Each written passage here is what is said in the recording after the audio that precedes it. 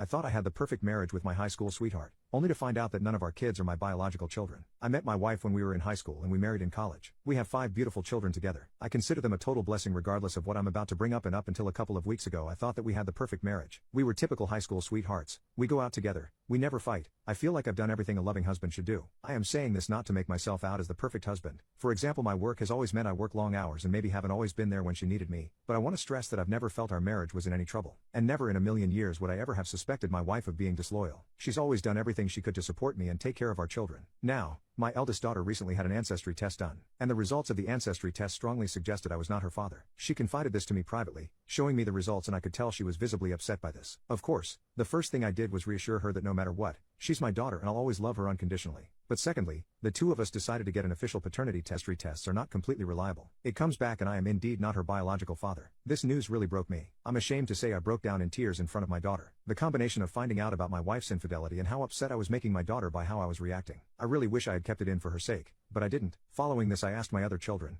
except my youngest, to come and see me. I wanted to know the extent of my wife's infidelity. If it was a one-off, I could maybe work past it, especially given how long ago it would be. However, I didn't want to tell my youngest as she is still in school, a teenager, and really I didn't think it was appropriate to tell her yet. We tell the other 3 what has happened. I reassure them that I love them unconditionally and that I'll always be their dad, but that I need to know how long this has been going on. God, I can't begin to explain how touching their reaction was. They didn't care I wasn't their biological father. They were just upset at how heartbroken I was. I feel like the only thing that has kept me going these last couple of weeks is their unwavering support. So we have paternity tests for each of the 3 done. Not only are none of them my biological children, together 4 of my children have 3 different fathers, which somehow made it worse. It's like, she wasn't just having an ongoing affair, she was having multiple. I can't explain how this make it worse, but it just does. So I confront my wife with this, expecting her to confess and beg for forgiveness. She doesn't confess. She doesn't even take it seriously. She says the tests must be flawed. All 4? How the hell am I supposed to take that seriously? I keep bringing it up and she keeps brushing it off, getting progressively more annoyed at me. When I bring it up, she will try and guilt trip me. We've been together since high school. Do you seriously not trust me? She said.